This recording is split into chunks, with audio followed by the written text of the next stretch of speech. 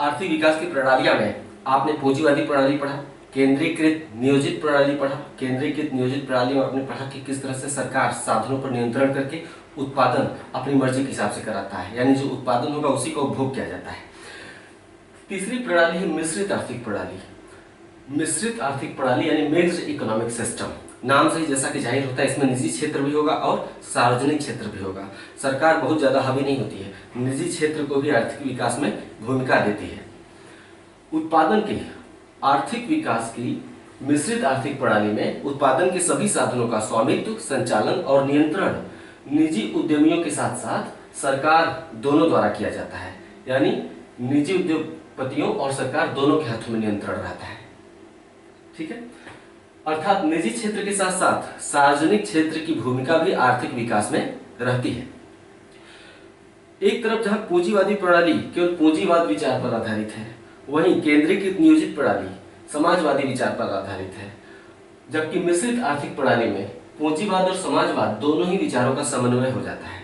ये सरकार की भी भूमिका रहती है, इसलिए समाजवादी, और निजी क्षेत्र भी इसमें उभरता रहता है, इसलिए पूंजीवादी विचार भी सन्निहित होते हैं। आर्थिक विकास के लिए मिश्रित आर्थिक प्रणाली को उपरोक्त दोनों प्रणालियों से बेहतर माना जाता है। मिक्स्ड इकोनॉमिक सिस्टम की अवधारणा अर्थशास्त्री जॉन मेनार्ड कीन्स ने प्रतिपादित की थी। बहुत बड़े अर्थशास्त्री हैं ये जॉन मेनार्ड कीन्स। इनका रोजगार सिद्धांत बहुत ही प्रसिद्ध है। आगे जब हम अर्थशास्त्र के नियम और सिद्धांत पढ़ाएंगे तो उसमें इनका जिक्र फिर से आएगा, जॉन मेनार्ड कीन्स का। तो मिक्स्ड इकोनॉमिक सिस्टम की अवधारणा जॉन मेनार्ड कीन्स ने प्रतिपादित की थी। ये सब कुछ पूछा जा चुका है, कुछ चीजें नहीं भी पूछी गई हैं, शामिल की गई हैं। बहुत ही एग्जाम्स की दृष्टि से महत्वपूर्ण होता है। ठीक है, आजादी के बाद भारत में, जब भारत आजाद हुआ, नया नया देश था, तो आजादी के बाद भारत में नियोजित मिश्रित प्रणाली अपनाई गई। ध्यान रहे, आप पढ़ रहे हैं मिश्रित आर्थिक प्रणाली, लेकिन भारत में नियोजित मिश्रित प्रणाली अपनाई गई। अंग्रेजों से नया नया आजाद देश था। भारत जैसा नया नया आजाद देश निजी क्षेत्र को बहुत ज्यादा स्वतंत्रता नहीं दे सकता था, एक डर रहता है।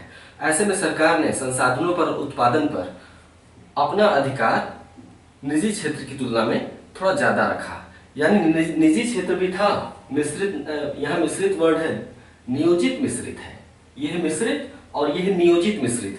नियोजन हमेशा सरकार द्वारा किया जाता है। नियोजन का अर्थ होता है प्लानिंग। सरकार अर्थव्यवस्था के विकास के लिए जो प्लानिंग बनाती है, सरकार अर्थव्यवस्था के विकास की जो योजना बनाती है, उसे ही नियोजन कहा जाता है, अर्थात इंग्लिश में प्लानिंग कहा जाता है।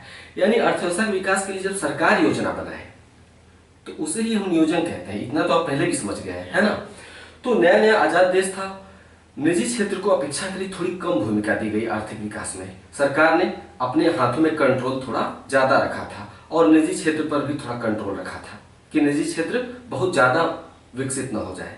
सरकार चाहती थी कि अभी अर्थव्यवस्था परीक्षण के दौर में थी, निजी क्षेत्र था, लेकिन सरकार एक तरह से परीक्षण ले रही थी कि क्या सही है और क्या गलत। तो ऐसे में शुरुआत में सरकार ने काफी कुछ अपने हाथ में रखा था, इसलिए इस प्रणाली को हम नियोजित मिश्रित कहते हैं। निजी भी है, सार्वजनिक भी है, लेकिन वो कैसे है, नियोजित है, सरकार द्वारा प्लान्ड है। तो स्वतंत्रता के बाद भारत में आर्थिक विकास के लिए नियोजित मिश्रित प्रणाली यानी प्लान्ड मिक्स्ड सिस्टम की अवधारणा को अपनाया गया था। मिश्रित आर्थिक प्रणाली का ही एक रूप है, नियोजित मिश्रित प्रणाली मिश्रित आर्थिक प्रणाली का ही एक रूप है, लेकिन इसमें राज्य की भूमिका प्रधान होती है, राज्य प्रमुख भूमिका में होता है, जबकि निजी क्षेत्र की भूमिका एक सहायक के रूप में होती है। ठीक है ना, जैसा कि थोड़ी देर पहले बताया। नियोजित मिश्रित प्रणाली में, जो कि भारत में अपनाया गया था आजादी के बाद, नियोजित मिश्रित प्रणाली में आर्थिक विकास का लक्ष्य योजना आयोग द्वारा बनाया जाता है। सरकार एक योजना प्लानिंग कमीशन का गठन करती है, योजना आयोग हिंदी में कहते हैं। तो आर्थिक विकास का लक्ष्य योजना आयोग यानी प्लानिंग कमीशन द्वारा तय किया जाता है और उस लक्ष्य को निजी क्षेत्र और सार्वजनिक क्षेत्र द्वारा मिलकर हासिल किया जाता है। ठीक है, जिसे प्राप्त करने के लिए निजी और सार्वजनिक क्षेत्र मिलकर काम करते हैं, लेकिन राज्य अर्थात सार्वजनिक क्षेत्र अर्थात सरकार, लेकिन राज्य निजी क्षेत्र को नियमित और नियंत्रित करता है, नियम और कानून बना के कि आपको कितना इन्वेस्टमेंट आप कर सकते हैं और कितना इन्वेस्टमेंट नहीं कर सकते हैं, क्या उत्पादित होगा क्या नहीं उत्पादित होगा। अब भी सरकार कंट्रोल की हुई थी। जैसे कि आपने पढ़ा होगा कि बहुत सी वस्तुओं पर सरकार बहुत सी वस्तुओं का उत्पादन सरकार ने अपने हाथ में ले रखा था। बाद में बताया जाएगा जब उद्योग पढ़ाएंगे तो। उसमें सरकार ने निजी क्षेत्र को सब कुछ उत्पादित करने की छूट नहीं दी थी उस समय काल में। और साथ ही बहुत सी वस्तुओं का उत्पादन कर सकता था निजी क्षेत्र, लेकिन उसमें भी निजी क्षेत्र को लाइसेंस लेना पड़ता था। उसे ही हम लाइसेंस राज कहते हैं। जो लाइसेंस राज था, यानी निजी क्षेत्र को छूट नहीं थी कि तुम कुछ भी उत्पादित कर सकते हो, उसमें निजी क्षेत्र को सरकार से लाइसेंस लेना पड़ता था। तो लाइसेंस राज कहा जाता है उसे। लाइसेंस राज में भ्रष्टाचार बहुत पनपा था। कैसे, वो आगे के काल बाद के अध्यायों में उसकी चर्चा की जाएगी। ठीक है, अगर आपके हाथ में लाइसेंस देने की ताकत आ जाए तो इंसान के भ्रष्ट होने की संभावना थोड़ी बढ़ जाती है, क्योंकि लाइसेंस देने के एवज में उसे कुछ चाहिए होता है। उसके बाद उस सही के लिए गलत के लिए सबको लाइसेंस देता है, तो उसमें ये डर बना रहता है। तो हाँ, निजी क्षेत्र को नियमित और नियंत्रित करता है। नियोजित मिश्रित प्रणाली में राज्य निजी क्षेत्र को नियमित और नियंत्रित करता है। 1991 में कहानी बदली। 1991 तक आते आते जब अर्थव्यवस्था में खास विकास नहीं हुआ था, वृद्धि दर बढ़ नहीं रही थी, है ना, देश से होने वाला निर्यात काफी घट गया था। क्यों? क्योंकि उत्पादन ठीक से नहीं हो पा रहा था। सार्वजनिक क्षेत्र की जो इकाइयां थी उत्पादन तो करती थी, लेकिन हमेशा घाटे में चलती थी, इसलिए प्रोडक्शन रुक सा गया था, निर्यात नहीं हो पा रहा था, है ना। तो सरकार ने 1991 में अपना निर्णय बदला। निर्णय बदलते हुए जो निजी क्षेत्र था अर्थात बाजार, उसे अधिक आजादी दी गई। उसमें प्रधानमंत्री नरसिम्हा राव थे। ये दौर था 1991 का। सरकार ने जब देखा कि अर्थव्यवस्था में गिरावट आ रही है, उत्पादन घट रहा है, निर्यात बढ़ नहीं रहा है, तो सरकार ने निजी क्षेत्र को अपेक्षाकृत अधिक आजादी दी। इसे ही हम भारत में बाजार प्रधान नियोजित मिश्रित प्रणाली कहते हैं। है नियोजित मिश्रित प्रणाली ही, नियोजित मिश्रित प्रणाली जो कि आजादी के बाद शुरू की गई थी। लेकिन 1991 में भारत में बाजार प्रधान नियोजित मिश्रित प्रणाली अपनाई गई, अर्थात अब बाजार प्रधान हो गया, उसे अधिक छूट दी गई। इसे ही हम उदारीकरण का काल कहते हैं, लिबरलाइजेशन कहते हैं। ठीक है, इसको ऐसे समझिए। 1991 में पीएम नरसिम्हा राव के काल में नए आर्थिक सुधार लाए गए थे, है ना। नए आर्थिक सुधारों के तहत भारत में निजी क्षेत्र के प्रति थोड़ा उदारवादी रवैया अपनाया गया और आर्थिक विकास के लिए बाजार प्रधान नियोजित मिश्रित प्रणाली का रास्ता चुना गया या इसकी शुरुआत की गई, लिबरलाइज्ड सिस्टम। इस प्रणाली में भी राज्य द्वारा प्लानिंग किया जाता है। अभी भी तो योजना आयोग है, योजना आयोग के बाद नीति आयोग का गठन किया गया।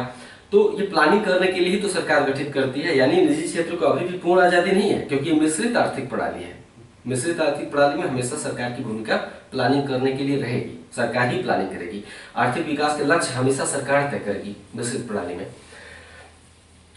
ठीक है, इस प्रणाली में भी सरकार द्वारा प्लानिंग किया जाता है, लेकिन इसमें राज्य निजी क्षेत्र को नियंत्रित नहीं करता है, कंट्रोल नहीं करता है, बल्कि केवल निर्देशित करता है, इंडिकेट करता है। निर्देशित करना और कंट्रोल करने में अंतर होता है। इसे ही भारत में 1991 के आर्थिक सुधारों के नाम से जाना जाता है या 1991 के उदारीकरण के नाम से जाना जाता है। क्वेश्चन बनता है कि आर्थिक उदारीकरण किस वर्ष लाया गया? 1991 में लाया गया। क्वेश्चन बनता है कि आर्थिक देश की आजादी के बाद भारत में आर्थिक विकास की कौन सी प्रणाली अपनाई गई? पूंजीवादी प्रणाली, केंद्रीकृत नियोजन प्रणाली, बाजार प्रधान नियोजित मिश्रित प्रणाली या नियोजित मिश्रित प्रणाली? तो आजादी के बाद नियोजित मिश्रित प्रणाली। क्वेश्चन फिर बनेगा कि 1991 में आर्थिक सुधारों के बाद भारत में आर्थिक विकास की कौन सी प्रणाली लाई गई? आपका उत्तर होगा बाजार प्रधान नियोजित मिश्रित प्रणाली, है ना। इस तरह से अलग अलग टाइप के सवाल बनते हैं। तो ये आपने पढ़ा आर्थिक मिश्रित आर्थिक प्रणाली। तो आर्थिक विकास की प्रणाली, सिस्टम ऑफ इकोनॉमिक डेवलपमेंट समाप्त हुआ।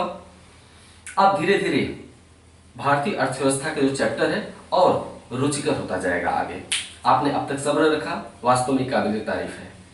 तो अगले वीडियो का इंतजार करिए। जानबूझ के ये चूंकि यहाँ खत्म हो रहा था तो ये थोड़ा सा छोटा है, लेकिन अब मेरे ख्याल से वीडियो थोड़ी तेजी से आएंगे, छोटे छोटे बनेंगे, क्योंकि अर्थव्यवस्था एक ऐसा क्षेत्र है जहाँ एक साथ बहुत ज्यादा पढ़ाया जाएगा तो हो सकता है किसी को न समझ में आए। छोटा छोटा पढ़ाने से क्या है, छोटे छोटे वीडियो बनाने से समझ में आने की संभावना अधिक रहती है, इंटरेस्ट बना रहता है। हाँ, ये है कि एक दिन में अधिक वीडियो दिए जाएंगे, इसके लिए मैं लगातार प्रयत्नशील हूँ। आप इसका परिणाम देखेंगे। ठीक है, नमस्कार।